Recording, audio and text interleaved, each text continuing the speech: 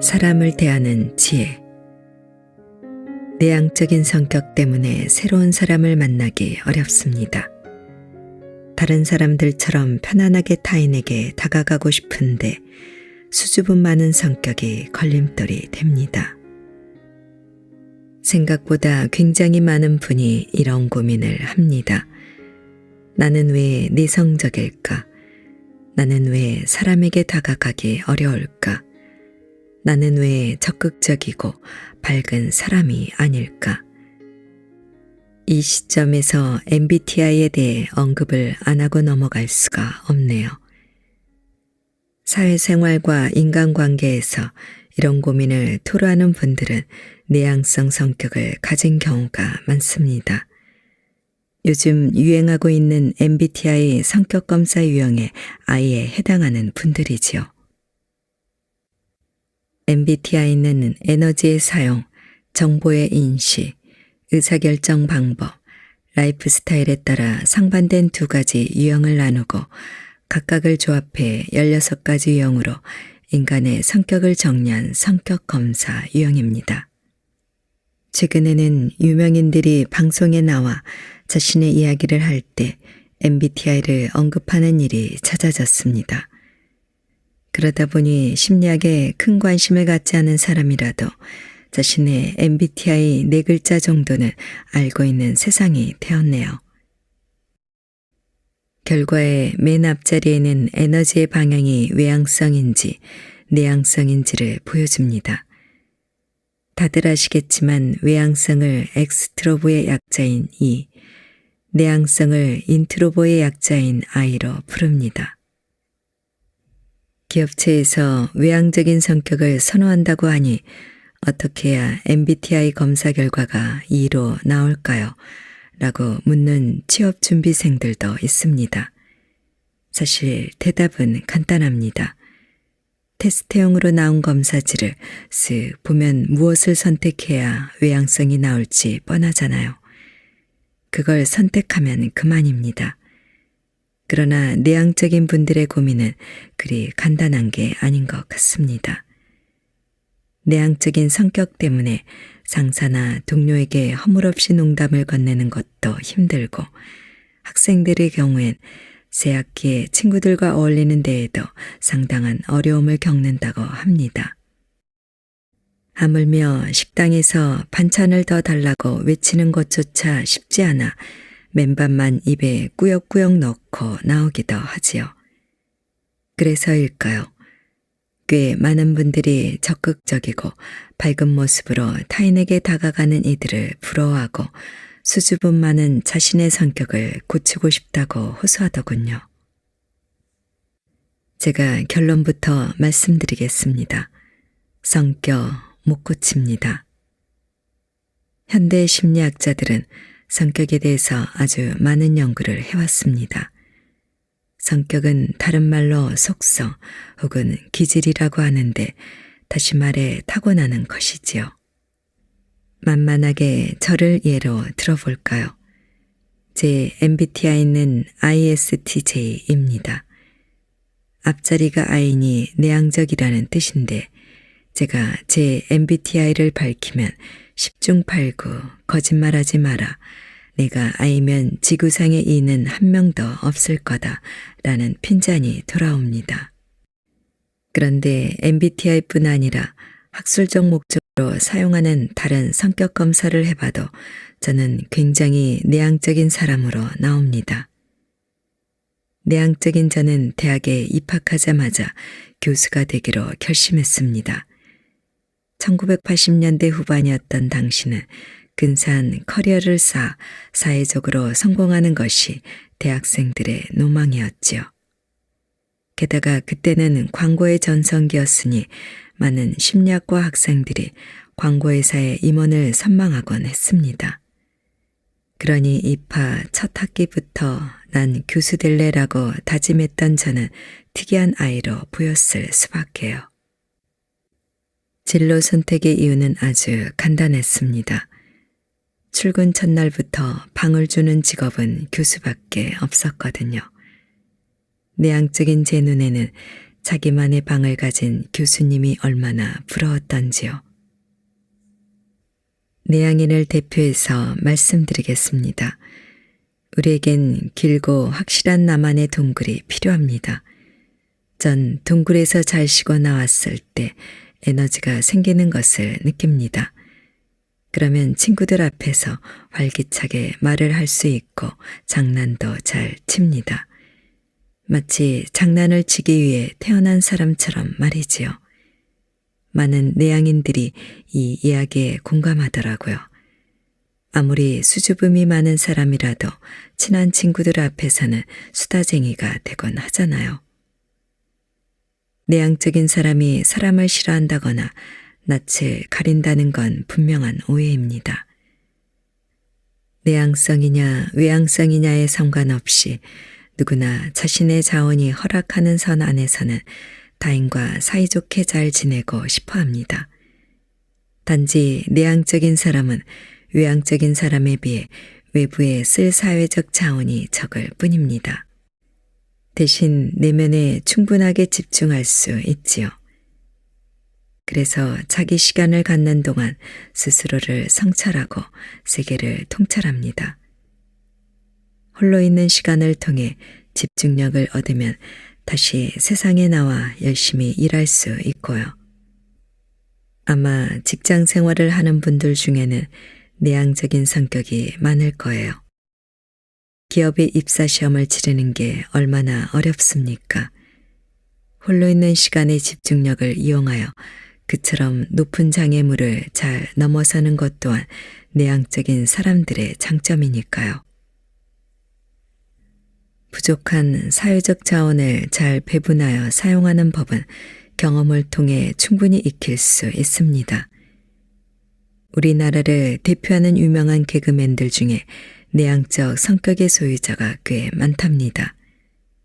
말을 잘하고 장난을 잘 치니 가까운 동료들도 외향성이라고 착각하는 경우도 있지요. 국민 MC라 불리는 유재석 씨만 하더라도 방송에서 스스로 분명한 내향성임을 언급한 적도 있고요.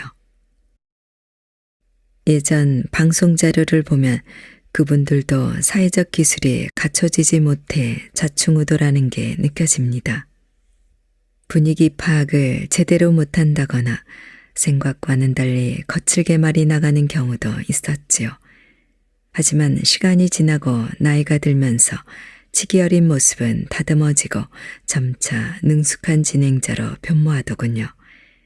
상대의 말을 경청하고 집중력을 발휘해 에너지와 시간을 효율적으로 배분하니 프로그램이 안정적으로 운영되는 게 눈에 띕니다.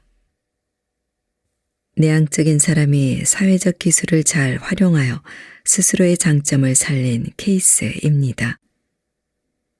앞서 말했지만 심리학에서 성격은 타고나는 것이며 쉽게 바꿀 수 없다고 합니다. 과거에는 마음에 안 드는 성격은 고칠 수 있다고 생각했던 모양입니다. 거리를 걷다 보면 성격 개조 프로그램이라고 당당하게 쓰인 간판도 종종 보였으니까요. 참 말도 안 되는 소리입니다. 억지로 바꾼다고 해도 결국 죽도 밥도 안 되는 식으로 결론이 날 것입니다.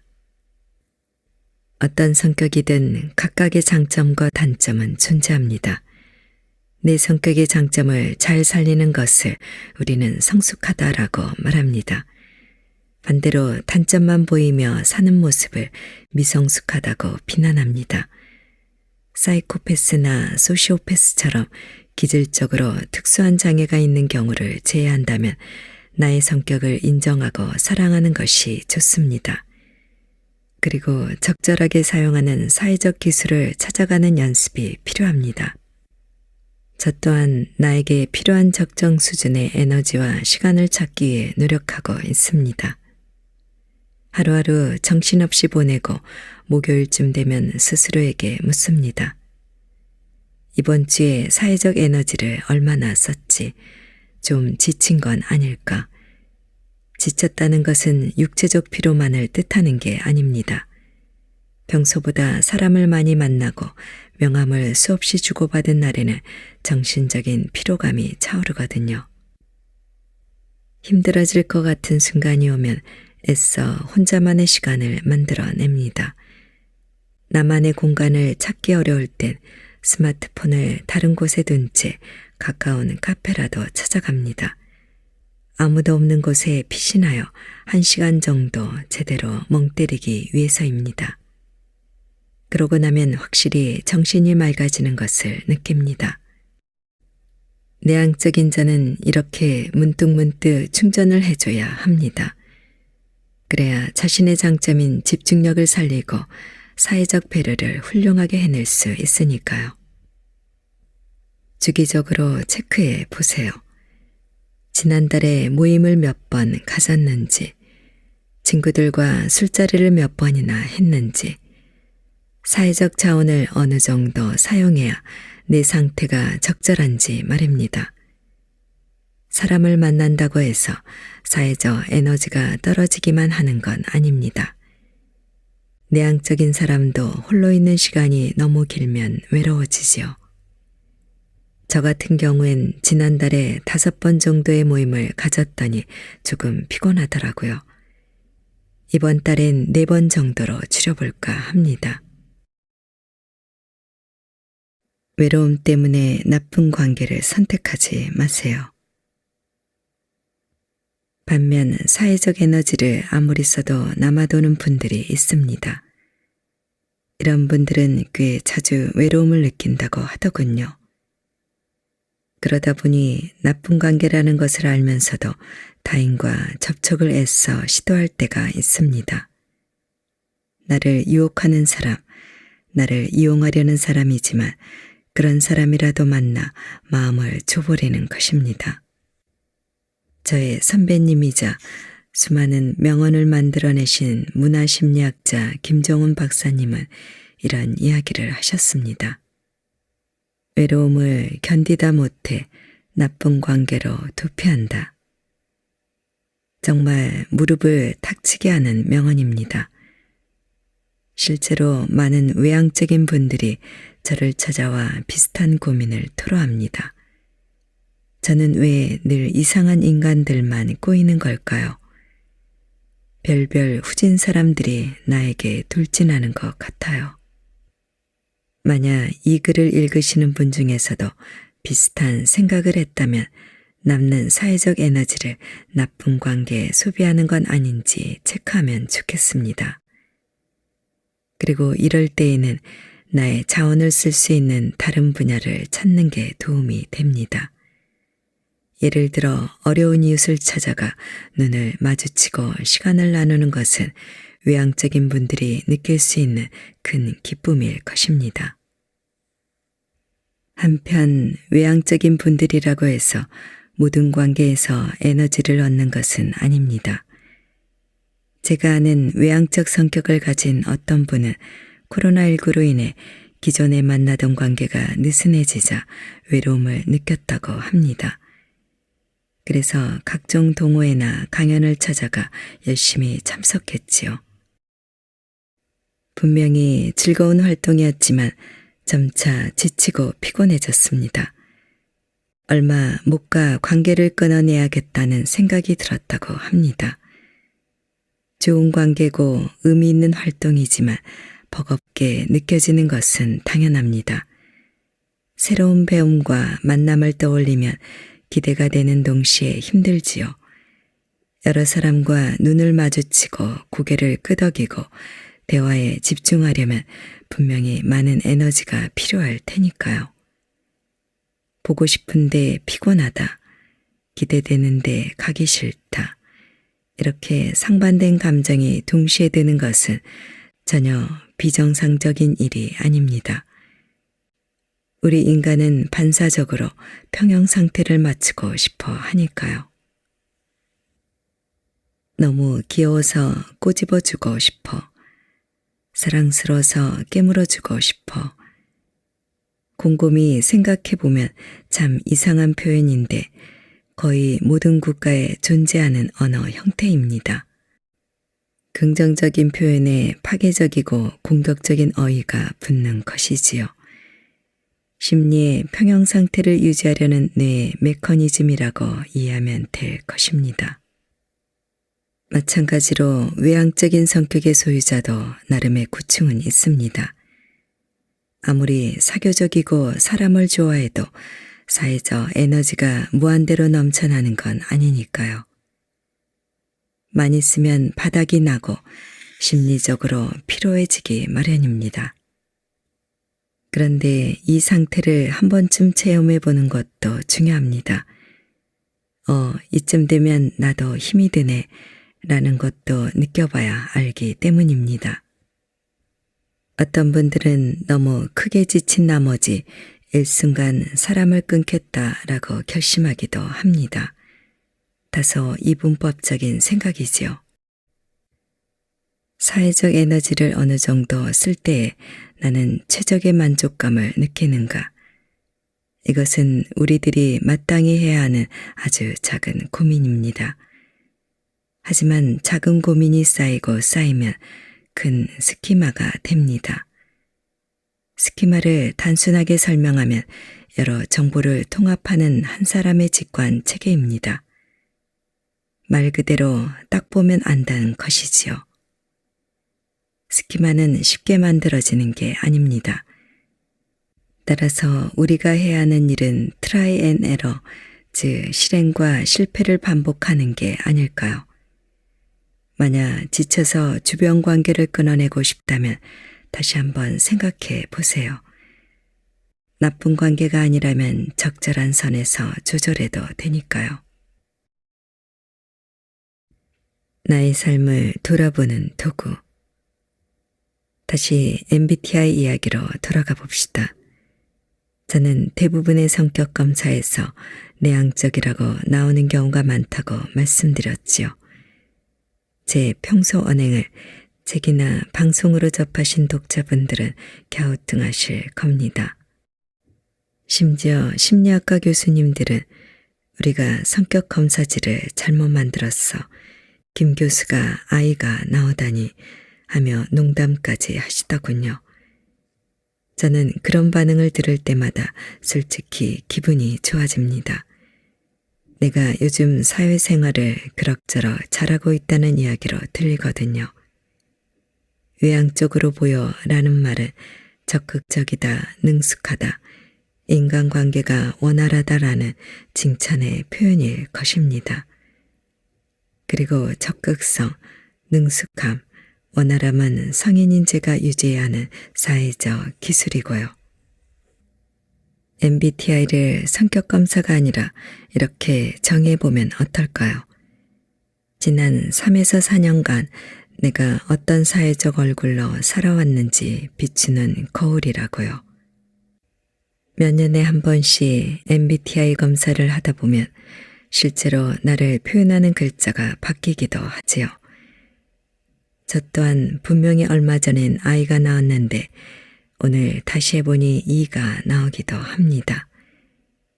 MBTI 검사 결과는 원래 이렇게 종종 바뀝니다. 한 가지 예를 들어볼게요.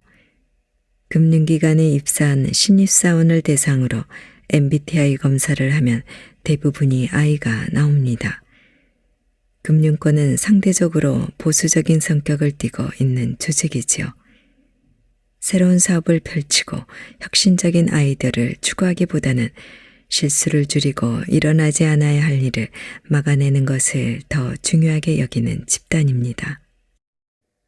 그런 집단 속에 갓 들어간 청년들은 다른 이들의 말을 경청하고 새로운 규칙을 습득하는 데 시간과 에너지를 쓸 것입니다.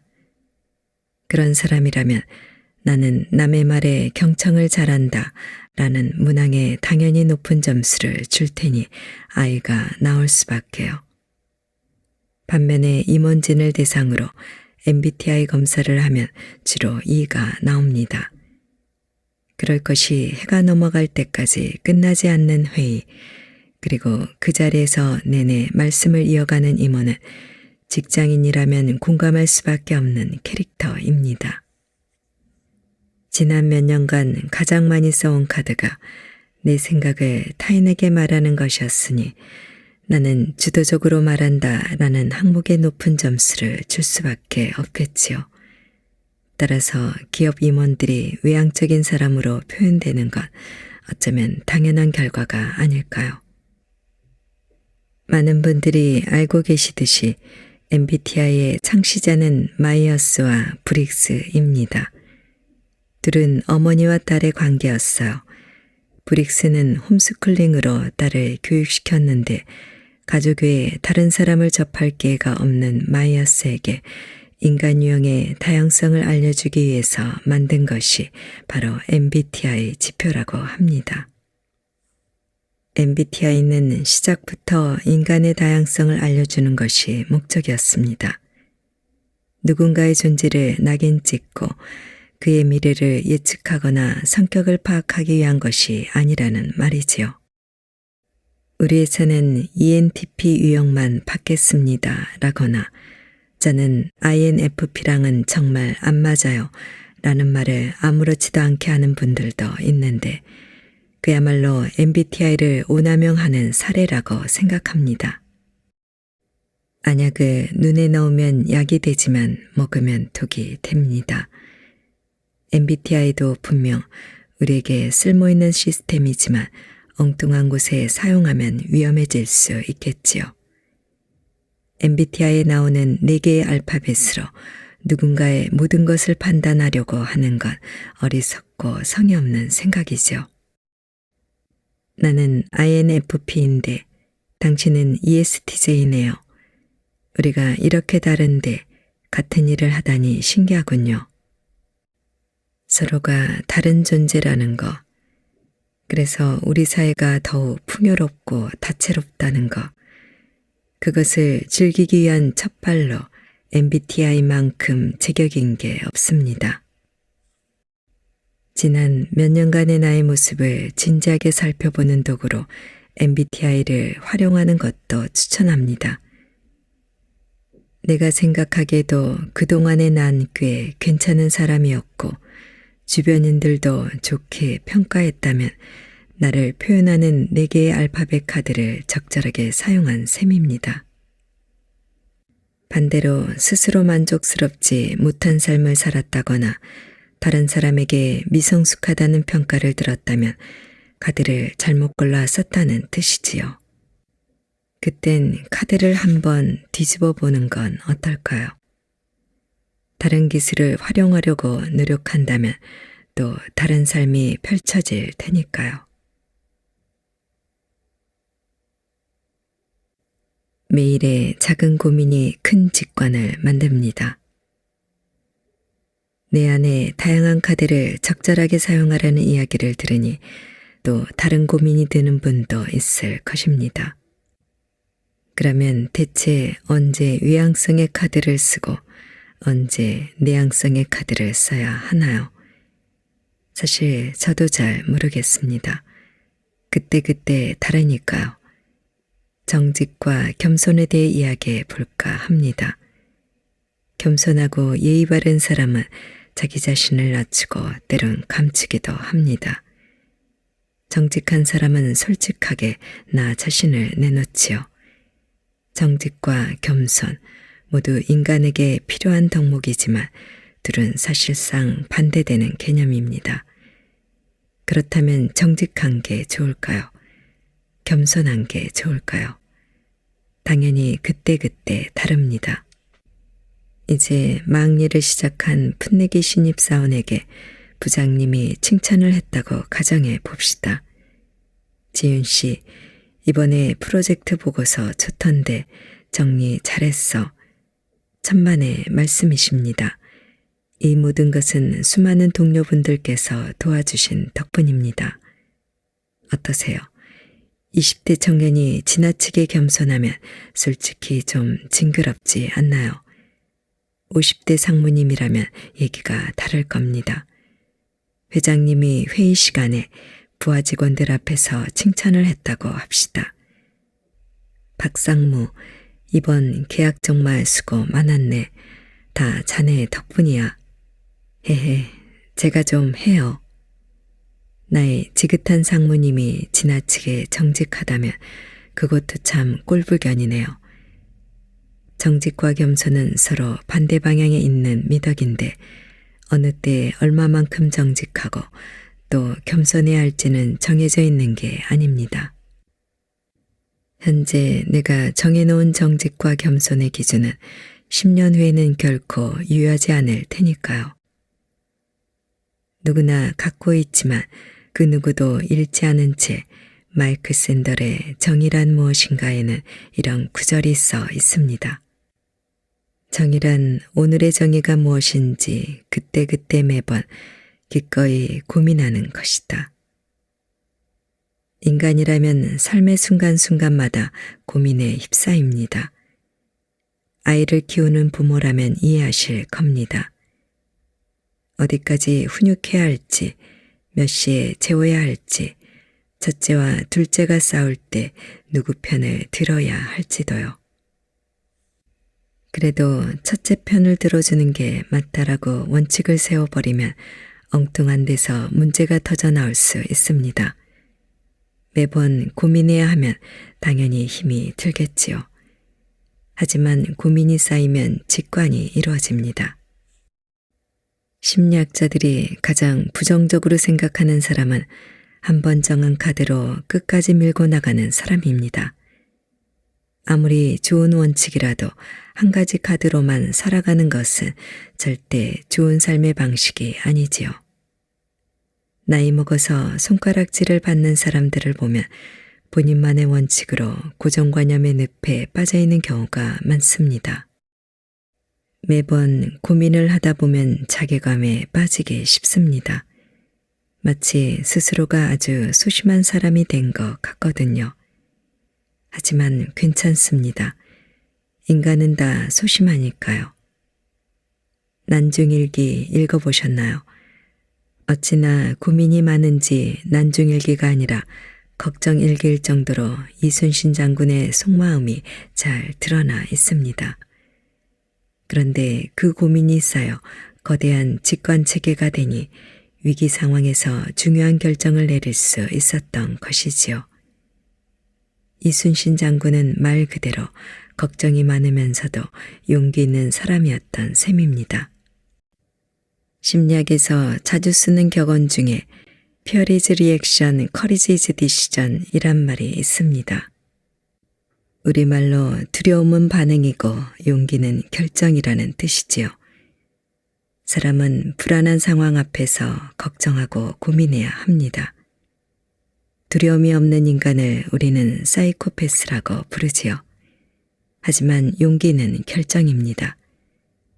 좋은 결정은 숱한 고민을 통해 살이 붙은 직관체계를 통해 이루어지는 것이고요. 자신의 욕구를 솔직하고 품위 있게 말하는 법. 가스라이팅은 타인의 심리나 상황을 교묘하게 조작해 상대방이 스스로의 판단력을 의심하고 다른 사람에게 의존하도록 만드는 일종의 감정적 학대입니다. 최근 들어 연인이나 친구 혹은 가족과 직장 상사로부터 가스라이팅을 지속적으로 당해왔다고 고백하는 분들이 많지요. 상당히 많은 분들이 가스라이팅을 당하지 않는 방법뿐 아니라 나도 모르는 사이에 가해자가 되지는 않을까 걱정합니다. 고백하건대 저 역시 아주 가까운 친구에게 가스라이팅 비슷한 것을 해왔던 부끄러운 경험이 있습니다. 사실 친구에게 이 이야기를 듣기 전에는 눈치채지도 못했을 정도로 아기를 갖고 한 말은 아니었지요. 지금은 장사로 꽤 의미 있는 성공을 거둔 친구입니다. 장사를 시작하기 전부터 저와는 꽤 막연한 사이로 퇴근 후에 자주 만나 술잔을 기울이곤 했지요. 그가 다니던 직장을 그만두고 장사를 할 생각이라고 하자 제가 줄기차게 에이, 넌 절대 장사하면 안 돼 라고 말한 모양입니다. 아마 친구를 걱정해서 한 말이었을 것입니다. 그런데 같은 말도 자주 듣다 보니 친구 입장에서는 너는 장사를 할 수 없는 인간이다 라는 뜻으로 받아들여졌습니다. 오랜 시간이 흐른 후에 친구는 그때 섭섭했다고 이야기해 주더군요. 제가 나쁜 뜻으로 한 말은 아니었지만 친구의 기억이 존중받아야 한다고 생각했습니다. 그리고 결과적으로 가스라이팅이라는 것을 인정하게 되었지요. 친구가 장사를 하면서 소소한 어려움에 부딪힐 때마다 제 말이 떠올랐다고 했거든요. 다른 사람도 아닌 심리학자의 말이었으니 더 크게 다가왔던 모양입니다. 다행히 친구는 아내의 응원과 격려 덕분에 고비를 이겨내고 성공을 이루었지만 그 말을 들은 저는 큰 충격을 받았습니다. 이처럼 상대를 도태시키거나 지배하려는 의도가 전혀 없어도 나도 모르는 사이에 소중한 사람에게 가스라이팅을 할 수 있습니다. 당신은 안 돼. 그건 내가 잘못 생각한 거지. 내가 아니면 누가 이런 말을 해줘. 교묘하고 집요하게 상대를 조종하는 가스라이팅. 어쩌면 나도 누군가에게 가해자였을지도 모릅니다. 어떻게 해야 우리는 이런 말로 소중한 사람에게 상처를 주지 않을 수 있을까요? 진화 심리학자 데이비드 버스는 왜 남편은 끊임없이 부인의 외모를 폄하하는가 라는 주제로 재미있는 연구를 해왔습니다. 기혼자라면 꽤 공감하시는 주제일 겁니다. 꽤나 정상적이고 바람직한 보통의 남편들도 부인의 외모를 폄하하는 경우는 많으니까요. 데이드 버드는 상대가 나를 떠날지도 모른다는 심연의 두려움이 외모 폄하로 이어진다고 밝혔습니다. 부부 사이에 아이가 태어나면 아내는 자녀에게 무한한 애정을 갖게 되지요.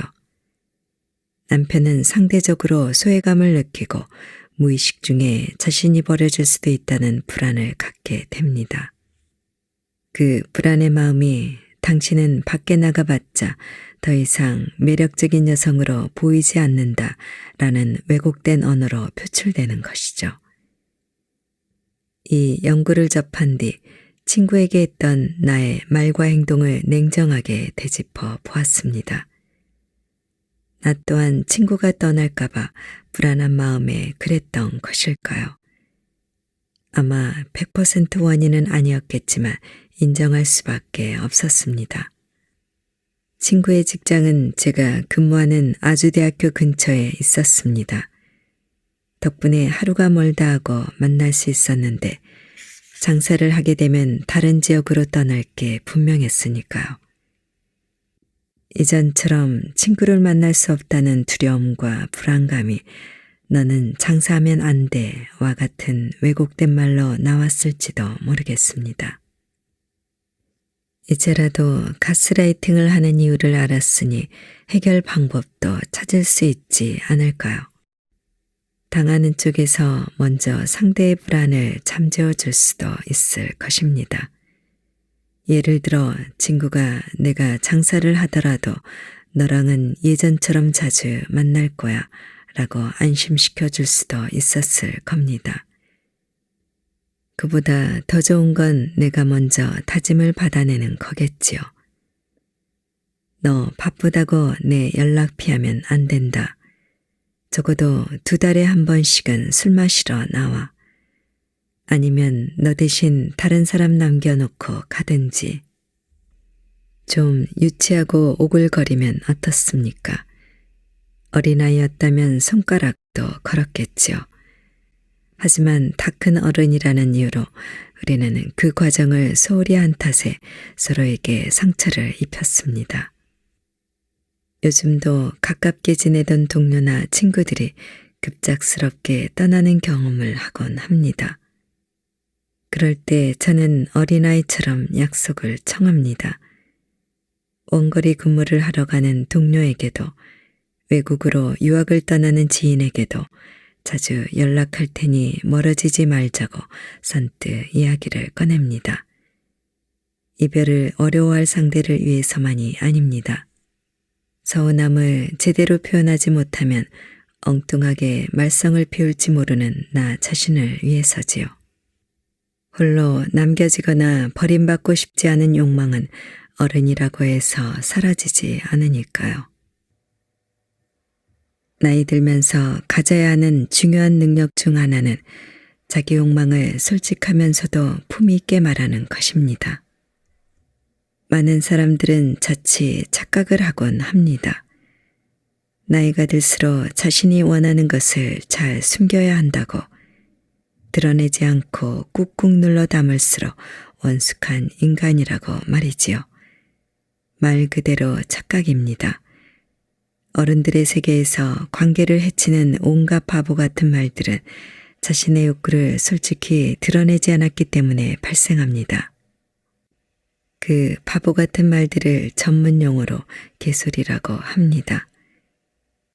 해리지 프랭크퍼트는 개소리에 대하여 라는 책을 통해 영양가 없이 무작정 내뱉는 말들이 바로 개소리라고 정의 내립니다. 그럴 때 개소리야말로 거짓말보다 더 위험하다고 주장하지요. 이게 다 널 위해서 하는 말이야. 자네는 아직 어려서 잘 몰라.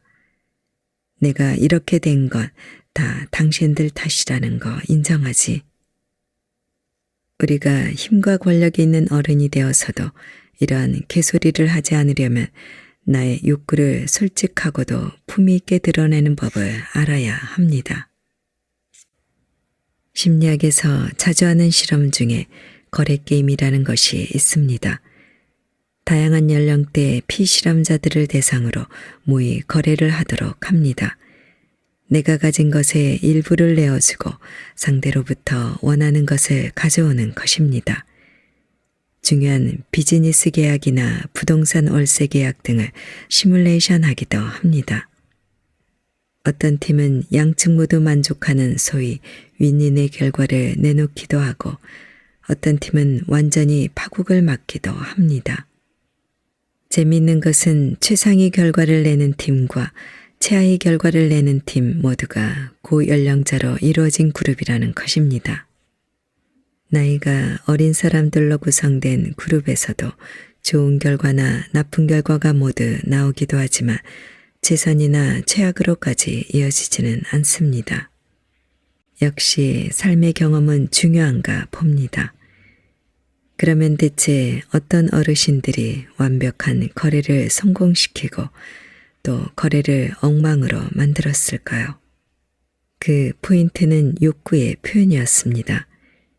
자신이 원하는 것을 솔직하게 밝힐 줄 아는 분들은 거래를 성공시켰고 원하는 것은 많은데 자신의 욕구를 끝까지 꽁꽁 숨기는 분들은 결국 거래를 망쳤다고 합니다. 이처럼 내 욕구를 솔직하게 말하면서도 품위를 잃지 않는 사람은 상대에게도 이익을 안겨주고 스스로도 만족스러운 결과를 얻습니다. 욕구를 숨기면 상대도 잃고 나도 잃습니다. 적당히 나이를 먹은 우리가 가스라이팅의 가해자가 되지 않으려면 내 욕구에 대해 소위 선빵을 날릴 줄도 알아야 한다는 것입니다. 저도 이제 나이가 나이인지라 내 욕구를 솔직하게 말하는 법을 연습하려고 합니다. 사실 품위까지 챙기는 것은 아직 조금 어렵습니다. 대신 주책맞아 보이지 않으려고 노력하는 선에서 스스로 조금 내려놓고 우스워지는 것을 택하지요. 회의가 시작될 때면 씩 웃으며 연구원들에게 선언합니다. 알지? 이 회의의 주인공은 나야. 너희들 머릿속 생각을 빨아먹어서 총장님께 예쁨을 받고 말겠어. 다정한 우리 연구원들은 솔직한 지도교수의 선빵에도 기꺼이 크크대며 대꾸해 줍니다.